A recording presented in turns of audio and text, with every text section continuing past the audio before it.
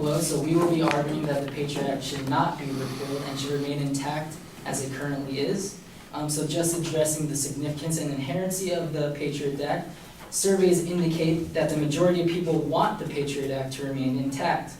According to Tom Rosencio, a political analysis from the Pew Research Center, as of in 2011, 42% say the Patriot Act is a necessary tool that helps the government find terrorists, while somewhat fewer, 34%, say the Patriot Act goes too far and poses a threat to civil liberties. So that's a 42% in support of it and the 34% not in support of it. Second survey from Jennifer Adgiesta, a CNN polling director in 2015, found that 61% of Americans think the law ought to be renewed, including majorities across party lines, while 36% say it should not be reinstated. So that's 61% to a 36%. Third survey also brought up terrorism in relation to this survey, showing how when applicants were asked about terrorism in relation to the Patriot Act, the majority significantly were more likely to support government collection of data than not when terrorism was presented. And finally, a survey done by political analyst John Gramlich from the Pew Research Center in 2018 found that in January of this year, 2018, 73% of U.S. adults said defending the country against future terrorist attacks should be a top priority for President Donald Trump and Congress.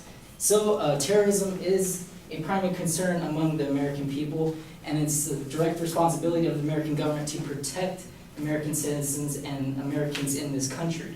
However, our opponents brought up issues of ethics, such as the Patriot Act violates certain civil liberties. However, the Patriot Act currently does not violate any civil liberties because in 2015, President Barack Obama signed the USA Freedom Act into law. Now, what the USA Freedom Act does is that many of the ethical issues that they brought up, the US Freedom Act essentially addresses these ethical issues.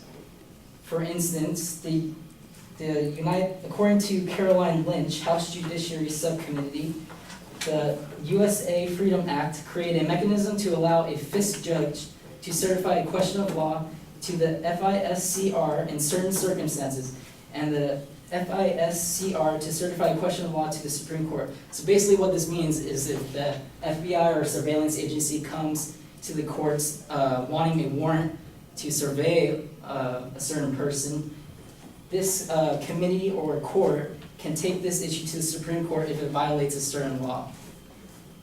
Secondly, Caroline Lynch also stated that as a result of the USA Freedom Act, the FISC has established an institutionalized process for the participation of Amos Curry, has designated a panel of 6 individuals with security clearances who it can call upon as needed. The court can now call upon legal and technological experts to assist in its analysis of complex national security programs. So if there's an ethical problem, an issue, the court can call upon these technical experts to validate whether or not an ethical issue has been violated. And finally, the FISA Amendments Act has created provisions that prevent the abuse of the Patriot Act. According to a report done by Ellen Nakashima, a national security reporter in 2013, under Section 702 of the FISA Amendments Act, the NSA must destroy any data collected about U.S. persons, citizens, or lawful permanent residents that have nothing to do with foreign intelligence, a crime, or terrorism, officials said. So the opponents were stating that innocent civilians can be affected by the mass data collection that is authorized under the Patriot Act. But according to this, under the FISA Amendments Act, the NSA must destroy any data that's irrelevant to their current investigations. Also, the phone data that they were addressing, this mass data that's collected, is only, according to the same report by Ellen Nakashima, phone data are stored in separate repositories at the NSA that can be accessed by only 22 specifically trained people. So really, when they say the government is using all this information, it's really only 22 specifically trained people that are looking at all this data that's been collected. And finally, intelligence databases help prevent terrorists from entering the United States. According to a study done by the United States Department of Justice in 2018, in 2017 alone, the Department of Homeland Security had 2,554 encounters with individuals on the terrorist watch list.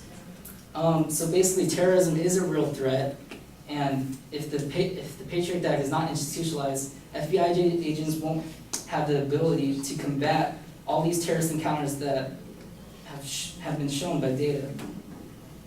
Also, just to provide a few instances where the Patriot Act has prevented terrorism, in the years after 9/11, U.S. intelligence intercepts helped thwart a string of al-Qaeda plots, including the 2006 transatlantic airplane plot, a plot by al-Qaeda linked terrorists to bomb U.S. soldiers in Germany the following year, and in 2009, a plot by an individual known as Zazi was prevented from bombing New York due to the Patriot Act providing tools necessary that surveillance agencies utilize to prevent this terrorist act. And finally, just another instance of the Patriot Act preventing terrorism. According to Attorney General John Ashcroft in 2004, the information sharing and coordination made possible by Section 218 assisted the prosecution in San Diego of several persons involved in an al-Qaeda drugs for weapons plot. So ultimately, the Patriot Act doesn't violate any ethical issues, and it prevents terrorism.